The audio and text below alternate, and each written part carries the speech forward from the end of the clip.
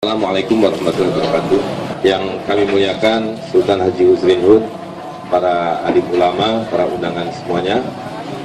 Kita haturkan puji syukur kepada Allah SWT. Pada hari ini kita bersama-sama di sini menyaksikan diawalinya kembali salah satu sunnah dari Rasulullah SAW, yang merupakan sunnah paling mendasar yang pertama kali dilakukan oleh Rasulullah SAW begitu hijrah dari Mekah ke Madinah. Jadi pasar ini seperti tadi disampaikan itu adalah sesuai dengan sabda Nabi SAW bahwa sunnahku di pasar sama dengan sunnahku di masjid. Jadi Nabi mengatakan bahwa masjid itu adalah wakaf, sedekah. Demikian juga pasar adalah wakaf atau sedekah. Artinya tidak boleh dimiliki oleh pribadi-pribadi, tidak boleh disekat-sekat, dan tidak boleh ada pajak, tidak boleh ada riba. Karena Nabi mengatakan begitu Nabi hijrah dari Mekah ke Madinah, yang pertama kali didirikan adalah dua sejoli, yaitu masjid dan pasar. Dan beliau ketika itu keliling ke Madinah. Beliau melihat bahwa pasar-pasar di Madinah dikuasai oleh kaum Yahudi, dimonopoli, tidak bisa setiap orang berjual beli dengan bebas. Pasarnya disekat-sekat dan diklaim bahwa ini adalah milik saya, orang lain tidak boleh berjual beli. Maka kata Nabi, ini adalah pasar kalian, tidak boleh ada pajak, tidak boleh ada pemilikan, tidak boleh disekat-sekat, tidak boleh dipersempit. Nah, jadi hari ini kita menyaksikan apa yang sebetulnya 2 tahun yang lalu sudah juga dimulai oleh Sultan Husrin Hud. Hanya pada waktu itu Sultan hanya menyediakan tenda, lalu para pedagang mulai berjualan. Nah, hari ini alhamdulillah Sultan sudah mendirikan sebuah pasar yang lebih permanen, dengan atap yang cukup memadai, dengan meja-meja, sehingga para pedagang bisa berjual beli kapan saja. Nah, hanya memang sementara kalau kita lihat ini diputuskan pada Sabtu dan Minggu, dan itu juga bagian dari sunnah. Jadi sunnah pasar itu berkeliling. Itu sebabnya kita mengenal ada pasar As-Salasa, pasar Isnin, pasar Arba'ah, pasar Khamsa, dan seterusnya.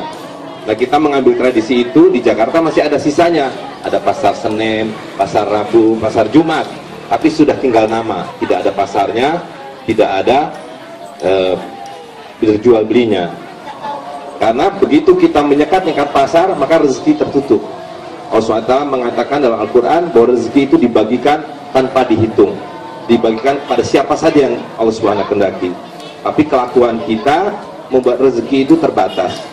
Hanya orang-orang yang mampu menyewa kios dengan ongkos 40 juta per tahun, hanya mereka yang mampu punya lapak di pasar dengan sewa 100-200 ribu per hari yang bisa berdagang. Nah, tetapi pasar ini hanya satu di antara pilar muamalat, karena ada 5 hal yang harus kita kembalikan. Dan ini insya Allah sudah menjadi program dari Sultan Husrin, bahwa kelima-5 pilar muamalah ini, bagaimana Rasulullah SAW melakukan. Masjid adalah ibadah, dan yang bersamaan dengan masjid adalah muamalah. Karena Allah SWT menempatkan pasar dan masjid itu sejajar. Ya kan, dalam surat Al-Jum'ah Allah SWT berfirman, begitu kalian dengar azan, berhenti berdagang. Tapi begitu selesai sholat, fantasiru fil ard, bertebarlah ke muka bumi mencari rezeki. Jadi berdampingannya pasar dengan masjid, itu membuat yang di masjid tidak lupa pasar, yang di pasar tidak pernah lupa masjid. Nah, itu adalah sunnah. Jadi alhamdulillah ini sudah ada 2 sunnah sekaligus, berdampingan kembali pasar dan masjid, dan kemudian pasar-pasar itu terbuka untuk umum. Nah, pilar yang kedua adalah para pedagang itu sendiri. Hari ini tidak ada pedagang karena tidak ada pasar. Dan ketika tidak ada pasar, maka yang terjadi sebetulnya adalah yang kita lihat sebagai pedagang ini sebetulnya buruh lepas dari pabrik-pabrik. Karena semua yang dijual barangnya sama, harganya sama, kualitasnya sama, semua sudah ditentukan oleh pabrik.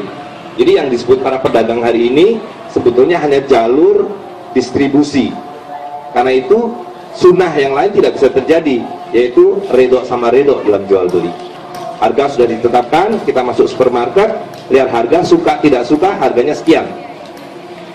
Nah, padahal Allah SWT mengatakan antarodin minkum, tijarotan antarodin minkum, berjual belilah, berdaganglah, redho sama redho. Jadi tawar menawar dengan harga yang kemudian disepakati. Dan para pedagang ini dalam tradisi Islam tidaklah sendiri-sendiri, melainkan berada dalam kafilah-kafilah atau yang kita sebut karavan. Jadi alhamdulillah hari ini ada pedagang yang datang dari Jakarta, ada pedagang datang dari Medan. Nah, mereka datang tidak hanya membawa barang dagangannya sendiri, melainkan orang-orang yang menitipkan barang dagangan. Sebagaimana dulu Siti Hadijah mempercayakan dagangannya kepada Muhammad Al-Amin yang waktu masih muda.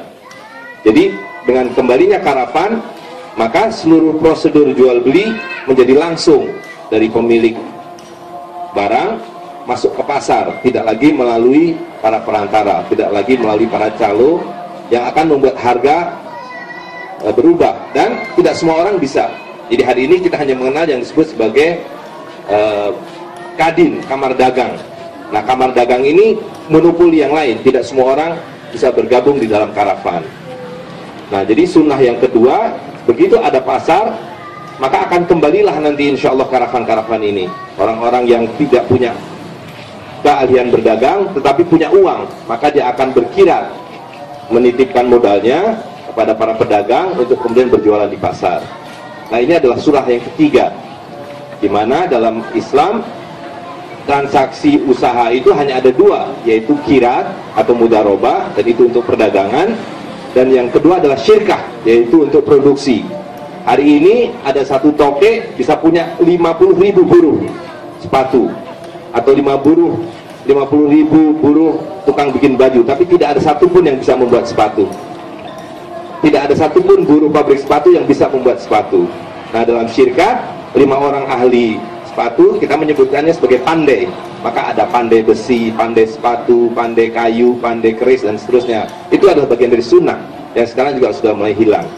Nah, dengan adanya pasar, nanti insya Allah syirkat-syirkat ini akan bermunculan dalam bentuk yang disebut sebagai paguyuban atau syirkat.